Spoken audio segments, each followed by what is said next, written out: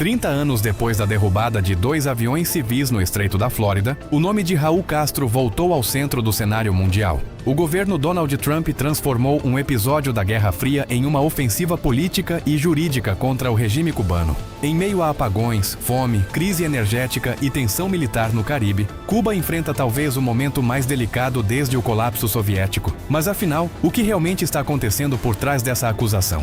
Tudo começou em 24 de fevereiro de 1996. 2 pequenos aviões da organização Irmãos ao Resgate, formada por exilados cubanos em Miami, foram abatidos por caças cubanos sobre o Estreito da Flórida. 4 pessoas morreram. Segundo os Estados Unidos, as aeronaves estavam em águas internacionais. Já Havana afirmava que os aviões haviam invadido o espaço aéreo cubano. O episódio se transformou em uma das maiores crises diplomáticas entre Cuba e o Zepuluola desde a Guerra Fria.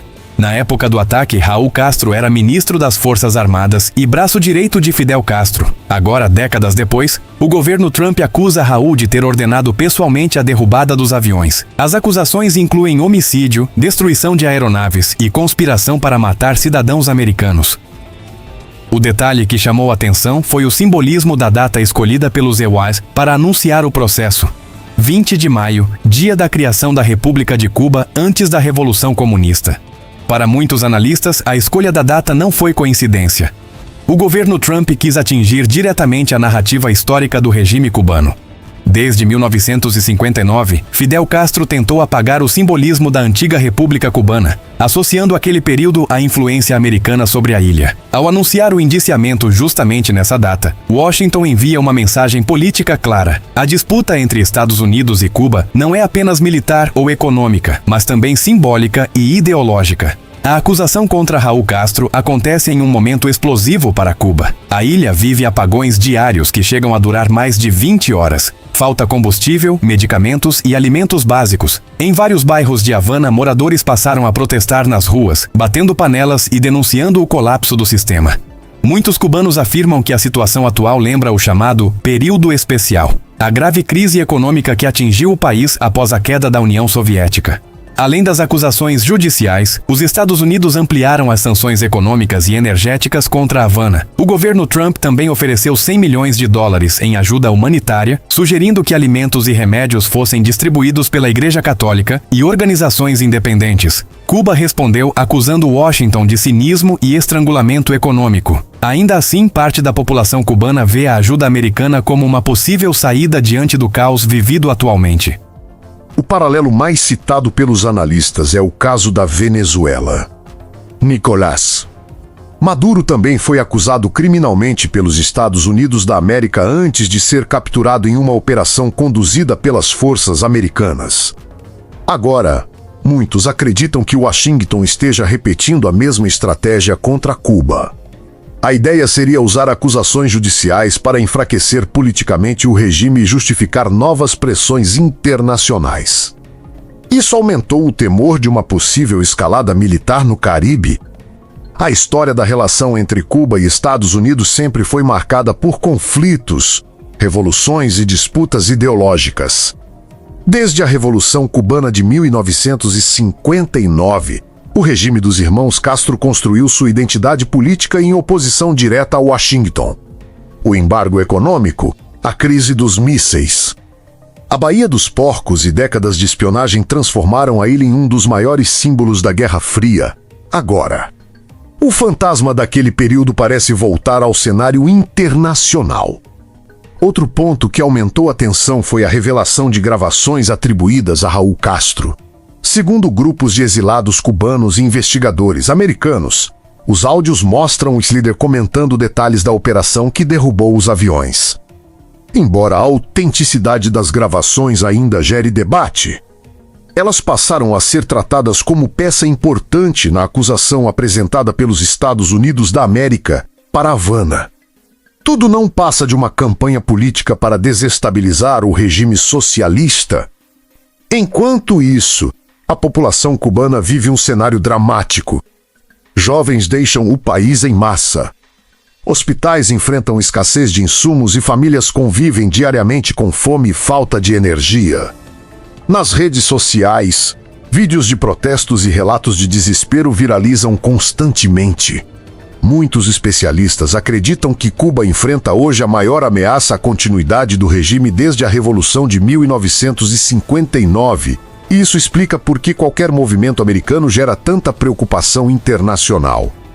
O indiciamento de Raul Castro vai muito além de um simples processo judicial. Ele representa uma disputa histórica entre dois projetos políticos que se enfrentam há mais de meio século. Para os críticos do regime cubano, trata-se de justiça tardia. Para apoiadores do castrismo, é mais uma tentativa dos Estados Unidos da América de derrubar governos adversários na América Latina. Em meio a esse confronto, Cuba segue mergulhada em crise, enquanto o mundo observa se o Caribe poderá entrar em uma nova fase de tensão. Para intensificar a pressão sobre a ilha, Washington impôs, desde então, um embargo petrolífero que exacerbou a crise energética que Cuba já enfrentava. A isso somou-se a ordem executiva assinada em 1º de maio pelo presidente dos Estados Unidos da América, Donald Trump, que amplia sanções econômicas, financeiras e comerciais em vigor há mais de 6 décadas. Uma agressão militar dos Estados Unidos da América contra a ilha é considerada plausível por especialistas após os acontecimentos na Venezuela e no Irã. E o próprio Trump já falou que Cuba é a próxima. A pergunta que fica é simples e assustadora. Estamos vendo apenas uma disputa judicial ou o início de uma nova crise internacional envolvendo Cuba e Estados Unidos? O indiciamento de Raul Castro reacendeu memórias da Guerra Fria. Aumentou a pressão sobre Havana e colocou novamente o Caribe no centro do tabuleiro geopolítico mundial. E você acredita que Washington busca justiça ou uma mudança de regime em Cuba? Comente, compartilhe e acompanhe os próximos vídeos. We have Cuba on our mind. Very important. Been a lot of problem for a lot of years, and this was I think it was a very big moment for people that, not only Cuban Americans, but people that came from Cuba that want to go back to Cuba, people that want to see their family in Cuba. I think this is a very big day, very important day. Well, we have a lot of people there. We have the CIA there. We have Marcos there. Marcos' parents, as you know, were from Cuba. So we have a lot of expertise in Cuba. And it's not going to be like the biggest thing we've ever done, but I will tell you, to a lot of people, it's going to be one of the most important. They've been looking for this moment for 65 years. So we'll see what happens. But we're going to, in the meantime, we're going to have to help them out. They have no way of living. They have no food. They have no electricity. They have no energy at all. But they do have great people. There are a lot of great people. I mean, I have so many Cuban friends in Miami, mostly in Miami and Florida, and they're unbelievable people. They're unbelievable entrepreneurs, and they'd like to go back. I think hopefully they're going to want to live here, but they want to go back. Maybe they'll invest. We'll see what happens. But we're freeing up Cuba. En un día como hoy, en el 1902, la bandera cubana ondeó por primera vez sobre un país independiente. Pero sé que hoy ustedes, quienes llaman a la isla su hogar, atraviesan dificultades inimaginables. Hoy quiero compartirles la verdad sobre el motivo de su sufrimiento y quiero contarles lo que nosotros en los Estados Unidos le ofrecemos para ayudarlos no solo a aliviar la crisis actual, sino también a construir un futuro mejor. La razón por la que se ven obligados a sobrevivir 22 horas al día sin electricidad no se debe a un bloqueo petrolero por parte de Estados Unidos. Como ustedes saben mejor que nadie, llevan años sufriendo de apagones. La verdadera razón por la que no tienen electricidad, combustible ni alimentos es porque quienes controlan su país han saqueado miles de millones de dólares, pero nada ha sido utilizado para ayudar al pueblo. Hace 30 años, Raúl Castro fundó una empresa llamada Gaesa.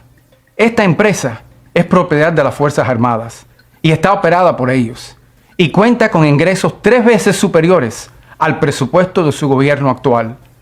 Hoy, mientras ustedes sufren, estos empresarios tienen $18 mil millones en activos y controlan el 70% de la economía de Cuba. Obtienen ganancias de hoteles, construcciones, bancos, tiendas e incluso del dinero que sus familiares le envían desde Estados Unidos. Todo pasa por sus manos. De esas remesas ellos retienen un porcentaje, pero de las ganancias de Gaesa nada llega a ustedes. En vez de usar el dinero para comprar petróleo, como todos los otros países del mundo, dependieron del petróleo gratis de Hugo Chávez y Maduro para quedarse con el dinero. Pero ahora que dejó de llegarles el petróleo gratis, ellos compran combustible para sus generadores y sus vehículos, mientras que el pueblo se les pide que se sacrifiquen. En vez de usar el dinero para mantener y modernizar las centrales eléctricas que están dañadas, usan el dinero para construir más hoteles para extranjeros y para enviar a sus familiares a vivir con lujos en Madrid e incluso hasta aquí en Estados Unidos. Hoy, Cuba no está controlada por ninguna revolución. Cuba está controlada por Gaesa, un estado dentro del estado que no rinde cuentas a nadie y acapara las ganancias de sus negocios para beneficios de una pequeña élite. Y el único rol que desempeña el llamado gobierno es exigirle a ustedes que sigan haciendo sacrificios y reprimiendo a cualquiera que se atreva a quejarse. El presidente Trump ofrece una nueva relación entre Estados Unidos y Cuba, pero tiene que ser directamente con ustedes, el pueblo cubano, no con Gaesa. Primero estamos ofreciendo $100 millones en alimentos y medicinas para ustedes, el pueblo, pero tiene que ser distribuido directamente al pueblo cubano por la Iglesia Católica o otros grupos caritativos de confianza, no robados por Gaesa para que lo vendan en sus tiendas. Pero al pueblo cubano no le interesa la caridad permanente. Ustedes quieren la oportunidad de vivir en su propio país, como viven sus familiares en Estados Unidos o en otros países del mundo. Hoy, desde los medios de comunicación hasta el entretenimiento, desde el sector de los negocios hasta la política, desde la música hasta los deportes, los cubanos han llegado a la cima de prácticamente todas las industrias, en todos los países, excepto uno, Cuba.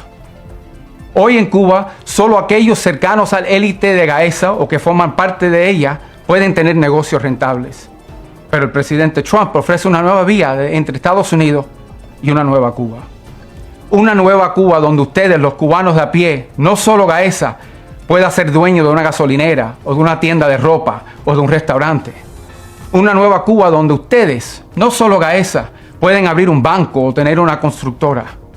Una nueva Cuba donde ustedes, y no solo el Partido Comunista de Cuba, pueda ser dueño de una estación de televisión o de un periódico. Una nueva Cuba donde pueda quejarse de un sistema que falla sin temor a ir a la cárcel o ser forzado a irse de su isla. Y una nueva Cuba donde tengan la oportunidad real de elegir a quienes gobiernan su país y votar para reemplazarlos si no están haciendo un buen trabajo. Esto no es imposible.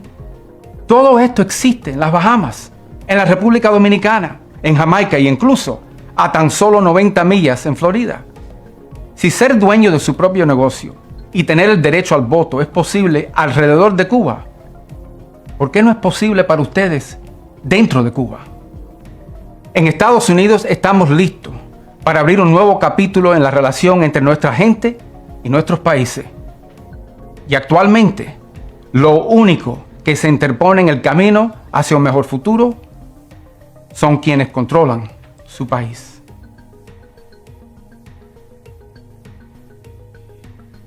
Gostou? Então não se esqueça de curtir, compartilhar e seguir nosso canal para ver mais temas de história como esse.